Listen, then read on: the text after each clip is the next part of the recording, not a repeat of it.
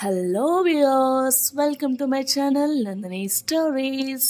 మళ్ళీ కొత్త కథతో మీ ముందుకి వచ్చేసా. ఆమె రాములమ్మ. తాను రాజేశ్వరి ఇంట్లో పనిచేస్తుంది.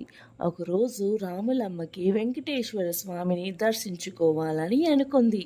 కానీ రాజేశ్వరి సెలవు ఇవ్వలేదు. సెలవు ఇవ్వటానికి అంగీకరించలేదు.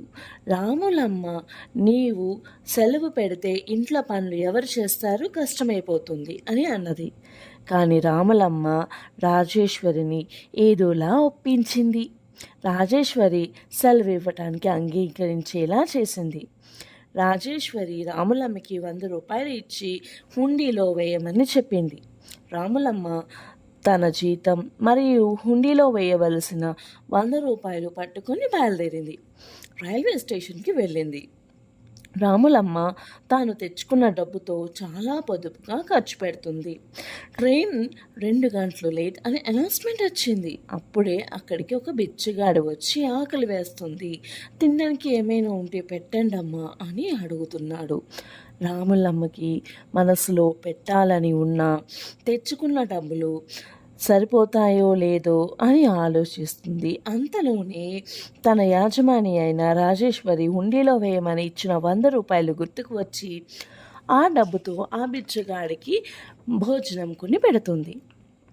ఇంతలో మధ్యాహ్నం తన యజమాని అయిన రాజేశ్వరి విశ్రాంతి తీసుకున్నప్పుడు తన కల్లోకి ఆ వెంకటేశ్వర స్వామి కనిపించి, నీవు పంపిన 100 రూపాయలు నాకు చేరాయి అని చెప్పాడు. తాను నిద్ర లేచి తన కలను నమ్మలేకపోయింది. వెంటనే రాములమ్మకు ఫోన్ చేసి ఎక్కడున్నావు అని అడుగుతుంది. తాను ఇంకా రైల్వే స్టేషన్లోనే ఉన్నానని చెప్తుంది. దాంతో నేను నీకు హుండీలో వేయమని ఇచ్చిన 100 రూపాయలు ఏమయ్యాయి అని అడుగుతుంది. దాంతో రాములమ్మ జరిగిన విషయం అంతా చెప్తుంది. ఎంత డబ్బు ఖర్చు పెట్టి 7 కొండలకి వెళ్ళి కలిగిన దర్శన భాగ్యం ఒక పేదవాడి ఆకలి తీర్చడం వల్ల కలిగింది. దాంతో రాజేశ్వరి చాలా ఆనందపడుతుంది. మరి ఇదే కదా మానవ సేవే మాధవ సేవ.